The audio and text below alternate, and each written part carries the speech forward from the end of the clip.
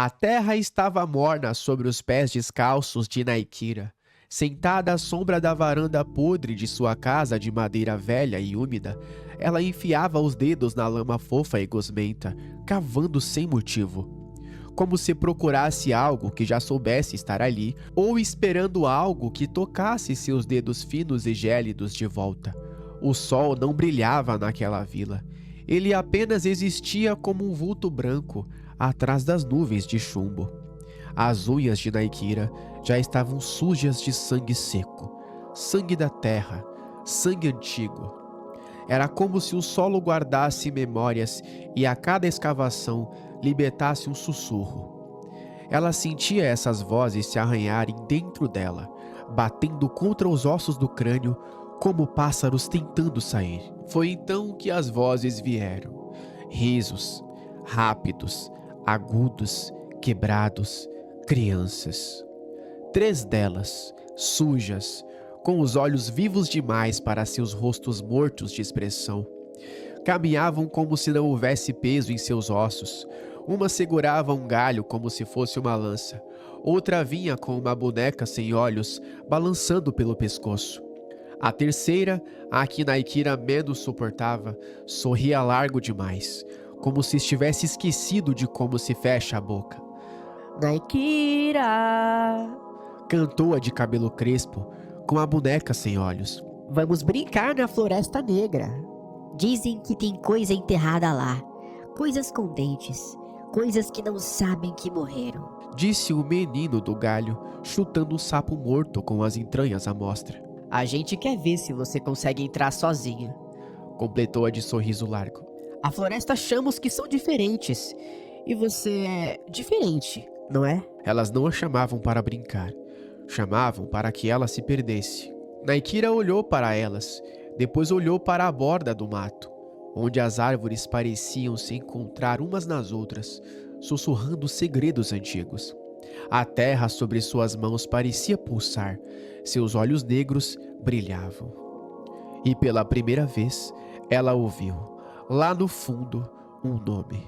Eketh. Naikira estava sentada na lama quente, nua da cintura para cima, as pernas finas afundadas no solo úmido como raízes de um corpo ancestral. Ao seu redor, a floresta negra parecia respirar. As árvores se inclinavam umas sobre as outras, como velhas conspiradoras, e o ar pulsava como uma umidade viva, cheia de mosquitos e sussurros. Diante dela, uma árvore imensa, retorcida com o tronco coberto de cicatrizes e fungos pulsantes, dominava o centro da clareira.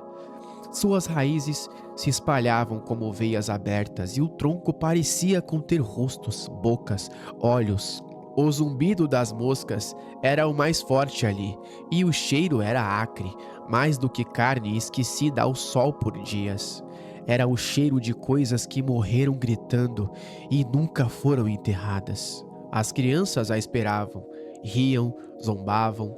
Um deles cuspiu nos pés dela. Vai chorar? Aberração. Naikira se ergueu sem dizer nada. Seus olhos estavam vazios. Caminhou até o menino e, sem hesitar, cravou os dedos sobre o maxilar dele e arrancou a mandíbula inteira com um estalo molhado. A carne rasgou como papel encharcado. O menino caiu se debatendo, o sangue jorrando em borbotões, a língua tremendo solta na garganta aberta. As 2 meninas gritaram. A de cabelo crespo tentou correr, mas escorregou no rio de sangue que saía de seu amigo, e em algumas vísceras espalhadas de algum animal morto, e caiu de costas. Naikira subiu sobre ela e enfiou as mãos por dentro da barriga até alcançar os intestinos, puxando-os para fora centímetro por centímetro, como se desenrolasse um novelo. A menina urrava, e quando tentou gritar, Naikira enfiou a mão em sua boca e quebrou sua mandíbula também. A outra, de sorriso largo, tremia atrás de um tronco. Naikira se aproximou com um osso nas mãos. Ela bateu com o osso na têmpora dela. Um estalo seco. O olho saiu da órbita, pendurado por um fio de carne.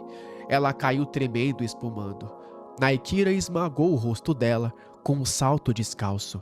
fez barulho de fruta madura sendo pisada. Depois, se ajoelhou em silêncio e enfiou os dedos na barriga da menina, devagar, como quem cava em busca de joia. Rasgou o ventre com as mãos nuas, as tripas saíram quentes, fumegando. Naikira achou o que queria. O coração ainda pulsava, vermelho escuro, escorregadio. Ela o arrancou. O cheiro era doce, ferroso. Naikira mordeu.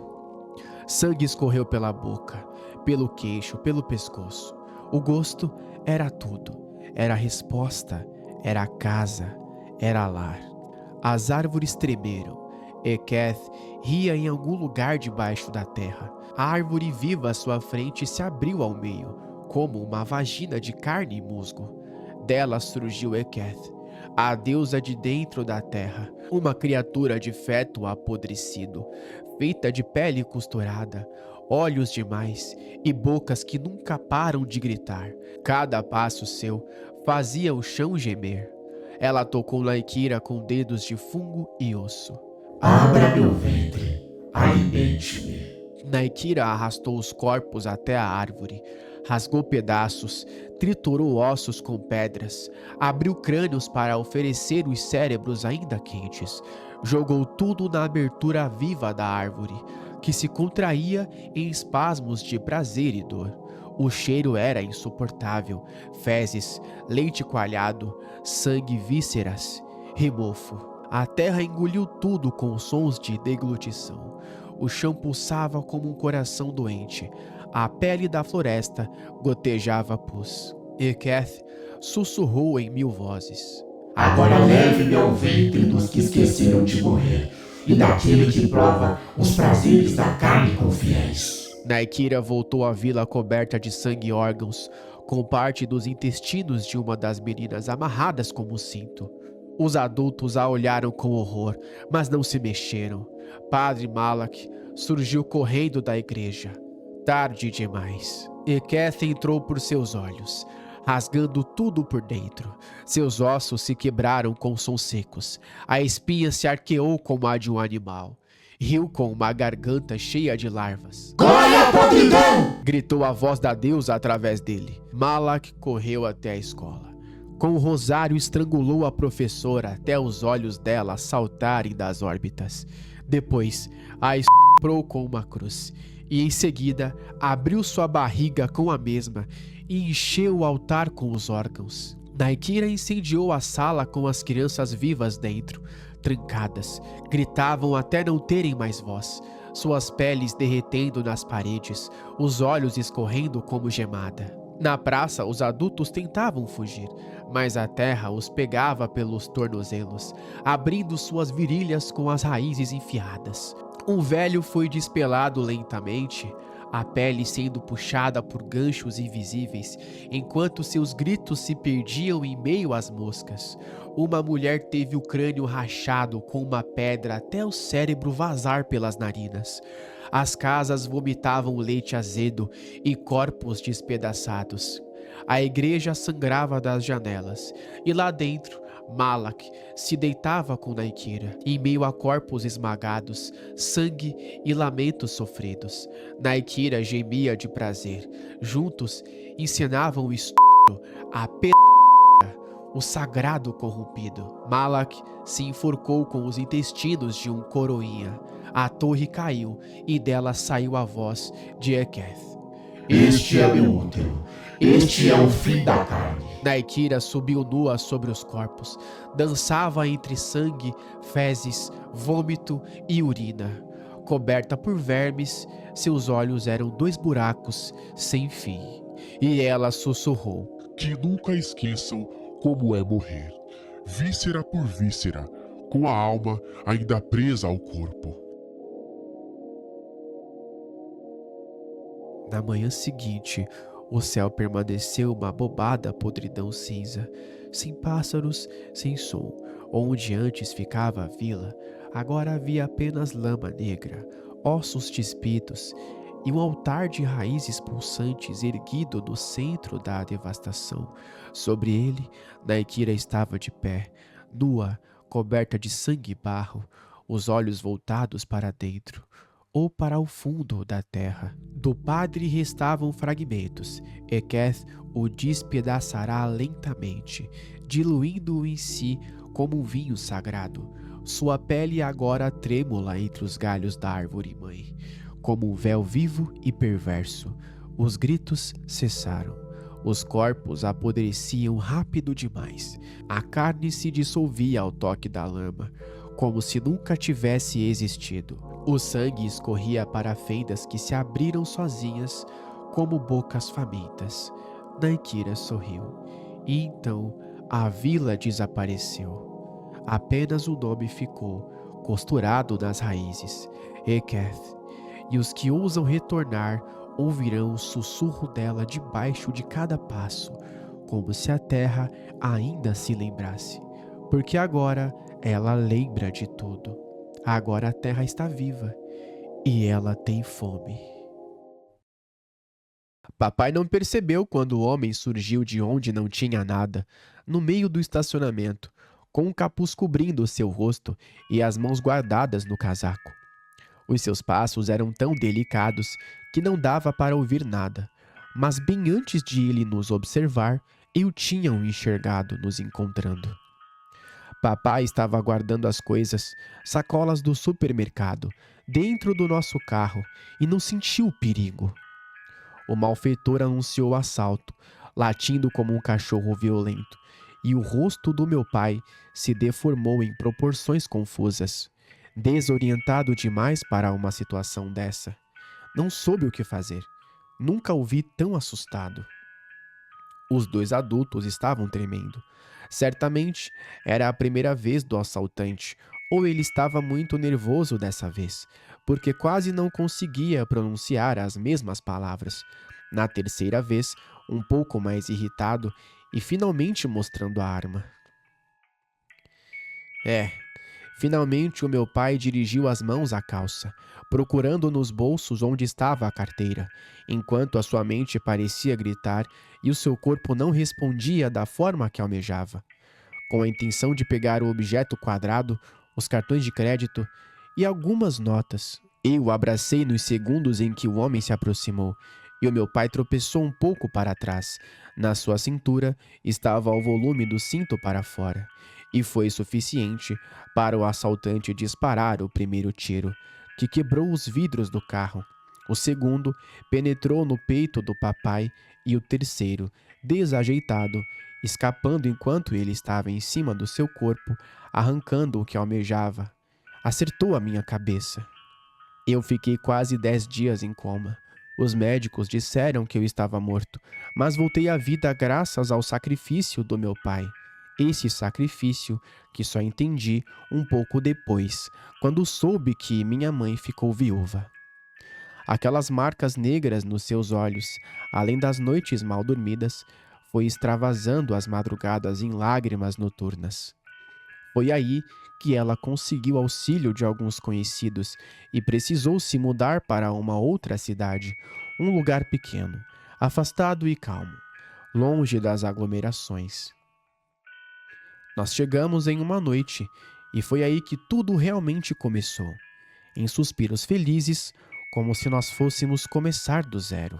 O carro da mudança foi suficiente para trazer nossas poucas coisas. A nova casa era bem menor do que a outra, e a vizinhança parecia morta, nenhum sinal de vida. Aproveitei o momento em que os funcionários estavam removendo as coisas e colocando na nova residência para esticar um pouco as minhas pernas. Estava um pouco distante e observei onde nós estávamos. Local bem caricato, de interior. Entediado e com sono por causa da hora tarde da noite, tentei voltar novamente, respirando esse ar bem menos poluído do que estava habituado. E 2 garotos apareceram, saindo de trás de algumas tábuas que estavam separando os quintais. O primeiro era meio rechonchudo, com olhos azuis brilhando na noite, as maçãs do rosto rosadas, e ele me encarou. O outro era baixo, cabelos espalhados, como se estivesse acabado de levar um choque. O seu sorriso foi sumindo para algo curioso. Então ele se dirigiu a mim. Ei, garoto, você é o novo vizinho do nosso bairro? Certamente que sim, pois nunca te vi por aqui. A nossa cidade é pequena, e todos sabemos que uma nova família irá chegar nessa região. Você tá bem? Ele tentou parecer educado, escondendo uma peteca atrás do seu short esfarrapado. Ajeitou seus cabelos, deixando ainda mais engraçado, e saiu do beco escuro onde as tábuas estavam impedindo a iluminação dos poucos postes de luz da sua rua sem asfalto. Fiquei tão confuso, não soube se era o sono ou aquela surpresa de encontrar outros até tão tarde da noite, provavelmente aprontando, porque eles estavam tão surpresos quanto eu por encontrar outros também nessa madrugada. Com o vento ivando sem parar, acabamos nos cruzando de uma forma estranha, quase que chegando em uma situação importuna para as duas partes. A falta de comunicação por gestos ou assunto diante disso foi ficando constrangedor ao ponto de ser esmagador. Não percebeu? É um garoto da cidade. Ele deve se achar bom demais para falar conosco. Não notou o bom tecido em suas vestes? A maneira que nos observa? Dos pés à cabeça? Não vamos perder tempo com esse tipo de sujeitinho almofadinha que não sabe nem dar uma boa noite para uma cortesia.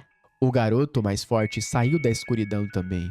Os seus olhos pareceram abominações como demônios, pois o azul estava faiscando com tanta intensidade que me fez ficar com medo, ao ponto de brilhar de uma forma indescritível. As minhas palavras se dobraram ainda mais na minha garganta e eu senti uma dor nesse momento. Nunca aconteceu em toda a minha vida.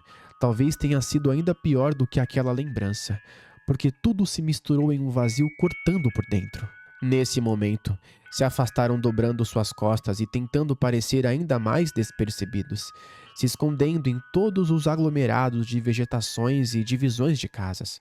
Certamente não queriam ser vistos e ignoraram a minha presença. Finalmente eu consegui.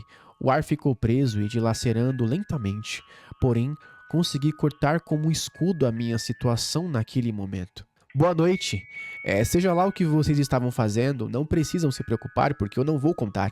Acabei saindo de uma situação um pouco ruim e ainda estou tentando lidar com isso. Me sinto péssimo e constrangido. Amanhã eu vou precisar ir para o colégio e só queria saber como as coisas aqui funcionam. Ele disse que iria para o colégio? Isso não é problema nosso. Ele parece ser um cara legal e não podemos deixar ele sozinho nesse lugar. Ainda mais quando se trata do dia de amanhã. É a sua primeira vez. O grandalhão me bisbilhotou por cima dos ombros. Aqueles olhos assustadores índigos mastigaram mais uma vez a minha mente. Ajeitou sua roupa, como o outro, e pediu desculpas. Não precisa levar nada para o pessoal, novato.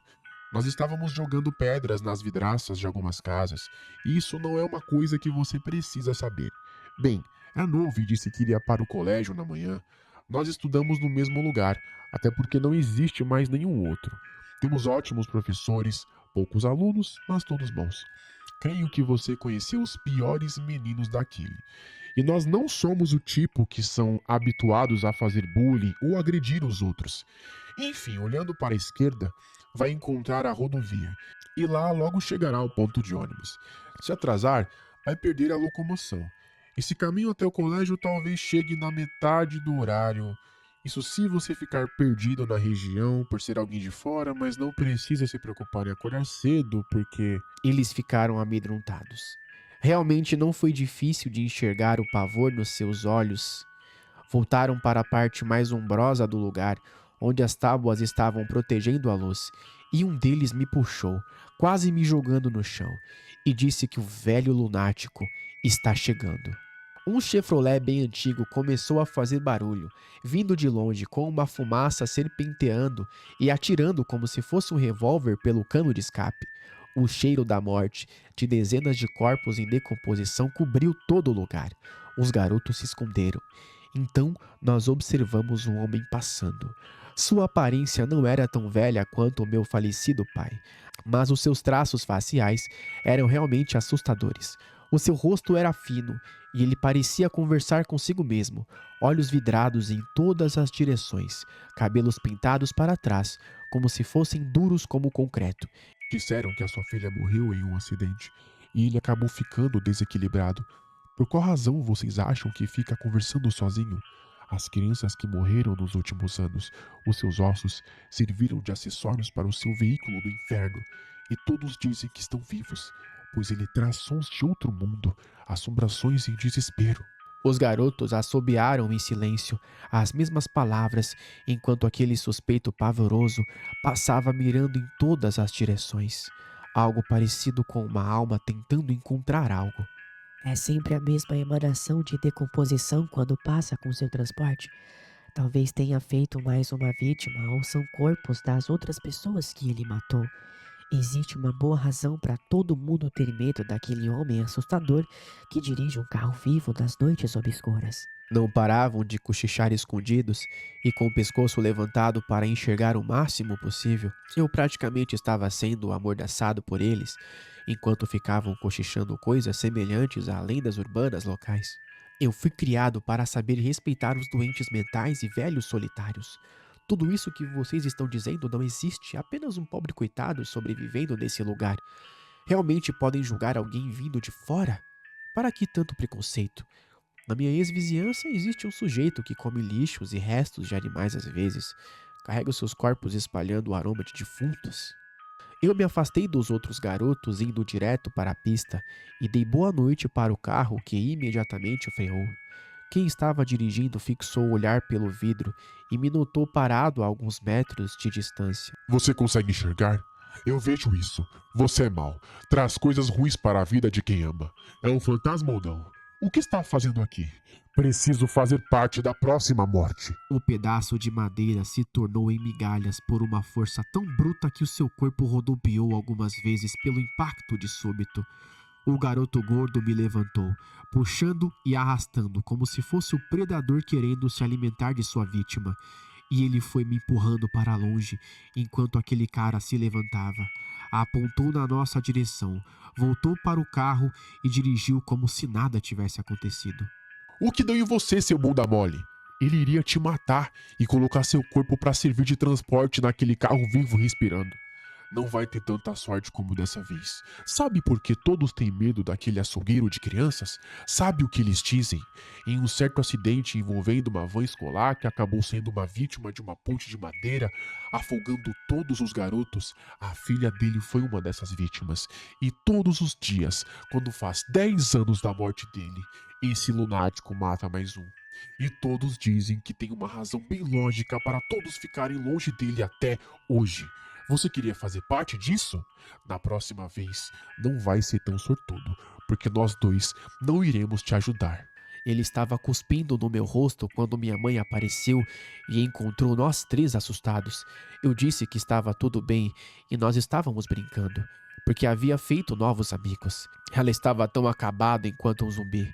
Ela simplesmente pegou meu braço e me guiou enquanto eu estava observando por cima do meu ombro aqueles garotos desaparecendo como fumaça naquelas ruas sombrias e cobertas por vegetações. Fiquei por muito tempo ouvindo o sermão da minha mãe desgastada e aborrecida demais para dizer coisas concretas. Nós nem jantamos. Não me preocupei com isso. Talvez não tenha reparado que eu estava com fome e me deitei em um amontoado de panos para tentar dormir.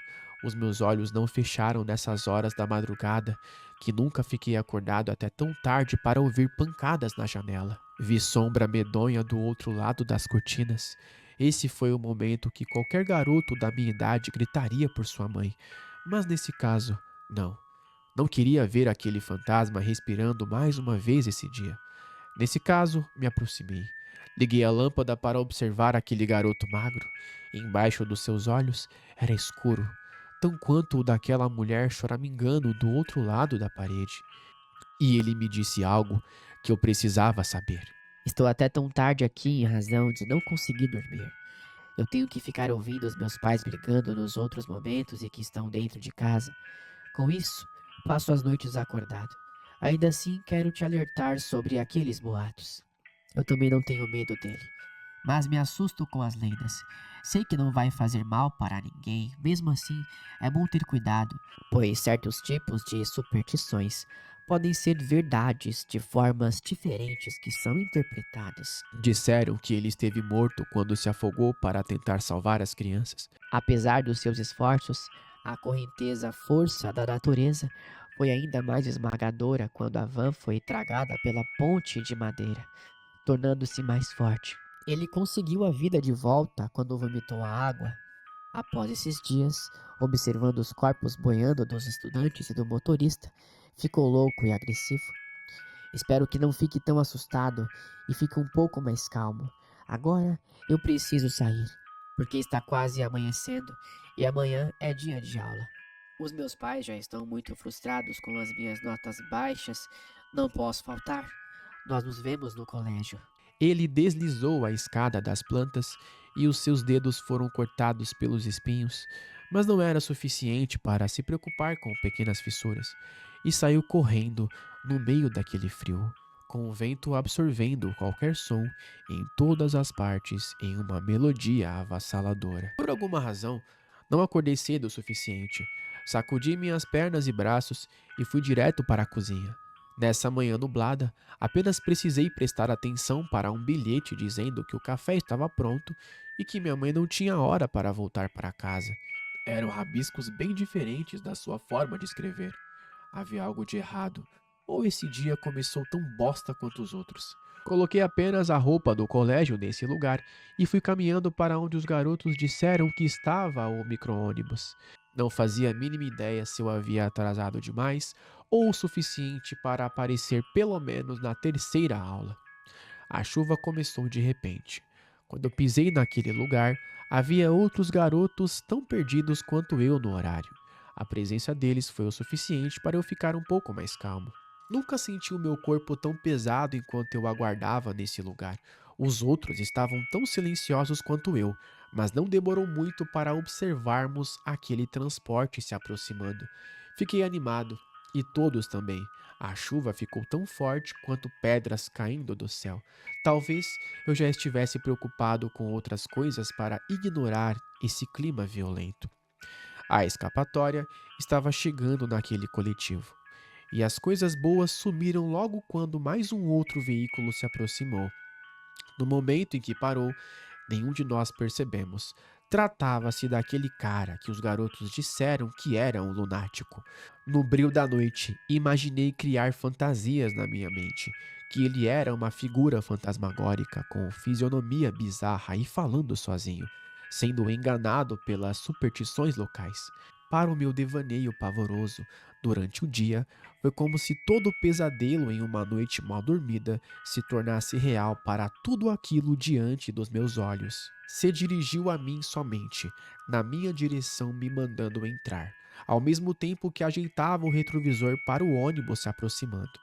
Tentei ignorar ao máximo seus berros, mas logo substituí o tom autoritário para vocabulários maléficos, mencionando que estava com minha mãe sequestrada e se eu não obedecesse, iria matá-la.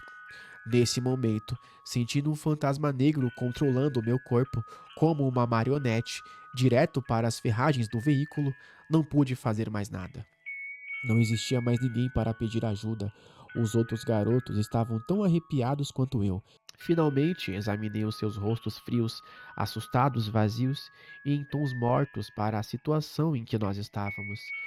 E não existia mais nenhuma opção além de entrar no seu carro, e a porta se fechou logo em seguida. Ele estava observando o retrovisor, enquanto os outros garotos entraram no coletivo, como se nada tivesse acontecido. O repugnante sabia muito bem que estava no controle e mais ninguém o desafiaria. Abaixou o vidro para um sorriso sujo e os seus olhos me contemplaram. Nunca experimentei o gosto da morte nesses segundos dessa forma tão agonizante. Talvez tenha sido pior do que tudo o que eu passei até o momento. Dezenas de possibilidades ficaram voando na minha mente. Mas logo ele percebeu de uma forma como se tivesse sabendo que eu estava tramando uma fuga ou uma forma de escapar. Sei que você está querendo escapar. Contudo, não vai acontecer. Não mesmo. Nesse dia me trancaram, espancaram e me esconderam naquele porão, embaixo dessa mesma chuva do passado, exatamente nessa mesma manhã que minha filha morreu. Não existia nenhuma morte e puderam quebrar o ciclo de 10 anos. Mas isso não vai funcionar, porque eu estou aqui e você é tudo o que eu preciso. Acharam mesmo que conseguiriam impedir mais uma criança de ser morta? Estão enganados? Você, garoto de fora, vai mudar isso. Os seus lábios inundaram qualquer tipo de esperança ou possibilidade que eu tinha de lutar. Não existia nada além de nós dois. E o seu carro respirando, movimentando peças oxidadas, comunicando umas com as outras. Eu desejei pelo menos que minha mãe estivesse bem, antes da morte imediata nas mãos daquele asqueroso. Eu fiquei tão assustado que não percebi quando ele parou o carro na minha casa. Eu estava na parte mais fria do dia e a chuva finalmente escapou do outro lado. O cara estava olhando para frente e me aguardando sair, e não existia mais forças no meu corpo. Aconteceu um curto-circuito. Eu estava tão frágil quanto uma criança recém-nascida. Ele me olhou diferente e pareceu outra pessoa do outro lado. Seja lá o que fez com aquele outro sujeito pavoroso, uma figura amedrontadora dos contos de terror de religião desapareceu e se mostrou um cara de 30 anos, muito frio e animado. Garoto, você está seguro. Precisa sair agora e entrar na sua casa porque me obedeceu. A sua mãe está salva. Sei que você quer vê-los bem. Eu os vejo desde aquele dia que sobrevivi e escapei da morte, mas não fugi dela. Consegue observar os mortos? Enfim, todo mundo que esteve por alguns segundos do outro lado volta trazendo um pouco deles. Nós dois somos iguais. Aquele ônibus é o fantasma do passado e os garotos são as vítimas. Sempre depois de 10 anos, tudo se repete. Você seria a terceira vítima e todos me julgariam como culpado. Porém, quebrei o ciclo. Finalmente acabou. Não pra mim, porque os fantasmas não são lendas. Minha mãe me recebeu logo em seguida que eu saí da lata velha, e o tempo parou para observar que ele estava distante. A mamãe, muito desesperada, disse que havia quebrado a ponte mais uma vez por causa da inundação da tempestade e orou para eu estar bem. Em menos de 10 dias, aquele cara havia sido vítima do destino e morrido 2 anos depois, solitário. Eu nunca mais o vi. Mesmo assim, a tempestade voltou, a inundação feroz por sangue, mas eu não vou deixar mais nenhuma criança seguir o ciclo das mortes. Não quero ver mais desgraça na minha vida e de mais ninguém. Irei continuar ajudando os garotos, mesmo que todos me vejam como um louco por ter recebido carona do sujeito pavoroso que morreu há tempo. Sabemos que as pessoas precisam de um monstro para odiar.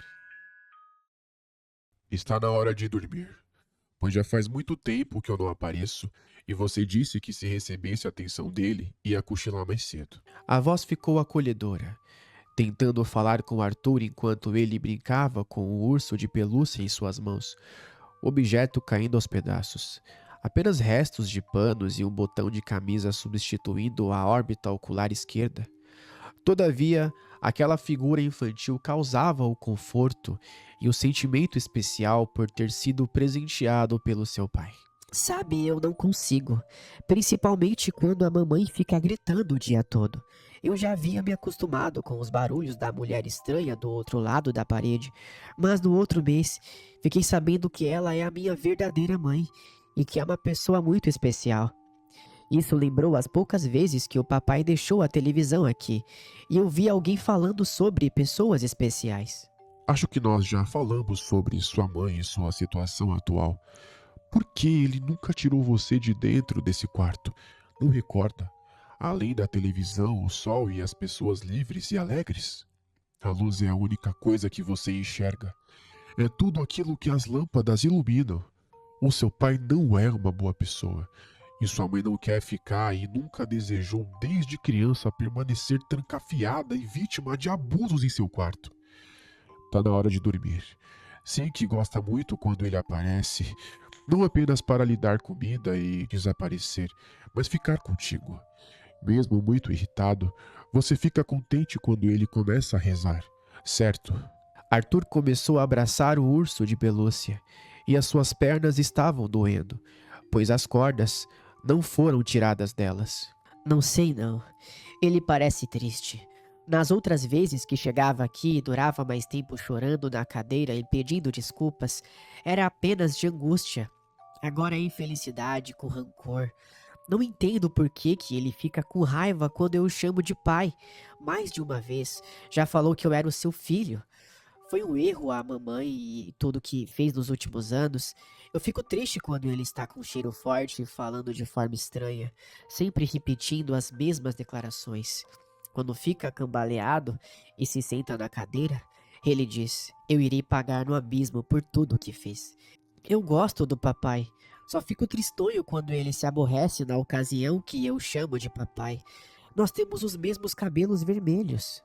O garoto ficou pensativo, olhando para a parede limpa e lembrando-se de coisas do passado. Tudo aquilo se resume à sua vida preso em um local com 4 paredes e uma porta. Arthur fez amizade de forma rápida com um homem que apareceu no seu quarto. Este não era como as pessoas na televisão, muito menos como seu pai ou sua mãe. A linda e bela mulher presa em correntes e que se comporta de maneira esquisita para a sua própria realidade. O homem sempre tentou ser legal com o garoto. Disse que veio depois de anos de sofrimento e que o papai precisava padecer em vida antes de ir para o inferno. Segundo suas próprias palavras, pelo crime asqueroso que fez, contrariando os versos que gosta de ler em certas noites sobre ser uma pessoa boa e se tornando um monstro. Eu estou ficando com sono. Você promete que vai fazer o papai ficar mais tempo aqui comigo, rezando e cuidando de mim enquanto eu durmo? Fico triste quando ele queima o seu corpo com água quente, machuca os seus olhos com coisas estranhas e continua falando aquelas coisas, torturando você. O garoto começou a deitar a cabeça em uma almofada velha. O colchão estava tão duro que o seu corpo atrofiado conseguia encontrar conforto depois de anos deitado no mesmo lugar. E o homem diferente ficou feliz, muito empolgado quando ele chegou no local. Bastou apenas o garoto dormir para os tremores começarem. Todos os móveis do local estavam caindo e as luzes explodindo uma atrás da outra. A cama ficou se movimentando como se fosse um cavalo galopando. Os gritos desafiadores do homem, o estranho que agora estava presente, começaram a se espalhar por toda a residência, cada vez mais altos e distantes. Então, nessas circunstâncias, ele apareceu. As hesitações tão covardes quanto aquilo que segurava nas mãos. A sua longa roupa preta e os seus cabelos brancos se resumiam na experiência de desonra. Os seus olhos, observando o corpo do garoto dormindo, representavam a perversidade do que fez com a outra criança, que agora é uma mulher e gerou fruto de atos doentios contra quem nunca quis ter desejos carnais. Ainda mais com problemas cognitivos. Eu vim aqui para tirar você desse lugar e deixar a criança em paz. Sua criatura maléfica, irei lutar pelo nome de Deus, para que você nos deixe livres do seu tormento maligno. O homem apontou sua arma de prata, escolheu cada versículo de escrituras rabiscadas, tentou segurar aquele líquido inflamável para o corpo do homem, que olhava com seus olhos debochados, desafiadores e cortando uma gargalhada da sua boca. Olá, Padre Gibson. Quando você tenta falar sobre criaturas malignas, parece uma piada para o monstro que você é de verdade, se escondendo atrás de batidas. O que vai dizer? Que sou contra Deus? Um pecador? Uma coisa asquerosa para as pregações do Salvador? Veja você mesmo e diga-me, como vai conseguir me arrebatar se o Senhor é tão repugnante quanto a minha figura é para tudo que é divino? O homem se levantou, tirando o conforto do garoto que está dormindo e jogando o urso de pelúcia. E no mesmo momento, o seu corpo se contorcendo e quebrando todos os ossos e gargalhando ao pronunciar blasfêmias. O Espírito de Deus flutuava sobre as águas e soprou sobre a cabeça dos homens. Seja Micael meu guia, e sobre meu servo a luz, e pela luz... As mãos trêmulas do padre tentavam abrir o pote com água benta, e a cruz cada vez ficava mais pesada nos seus ombros. O medo estava dançando em seu rosto em cada movimento dos músculos faciais. Nessa ocasião, ele clamou todo o ódio para o demônio. Mas a sensação era a mesma. Sabia do julgamento e o que ele iria passar, como se todo o fogo e eternidade do pecado humano tivesse lhe guardado no segundo passo que desse. Na Terra é apenas o começo que você vai encontrar após a morte. É melhor se esforçar bem mais do que isso. Se possuir fé, pelo menos uma vez na vida, sem ser esse político imundo que apenas tenta enganar os outros.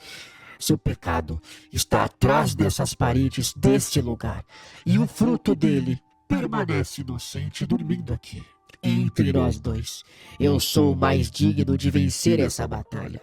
Então se esforce o máximo que puder, porque o que vai acontecer lá embaixo será tão impiedoso, mas exatamente o que você merece, Padre Gibson. Seja o verbo o meu talento, e comentarei a estes espíritos do ar, a barrar as forças somente com a vontade do meu coração, e os pensamentos de minha mente, portanto te conjuro, criatura do ar, pelo Pentagramator, e em nome de Tetragramator, nos quais esta a vontade firme, é a fé. Amém. Ele continuava rezando e rasgando a Bíblia em cada palavra, e as suas mãos pulavam para a segunda página. Deboche em todo momento. Gibson, é tudo isso que você faz? Apenas fala, profere e expressa. Você precisa acreditar. A criança está tão feliz por conta do período que seu pai está presente, no buraco em que adormece, apenas ouvindo os julgamentos, e mesmo que esteja irritado, ele pelo menos está rezando, enquanto sua mãe está batendo a cabeça na parede a todo momento, gritando, berrando e rugindo sem parar.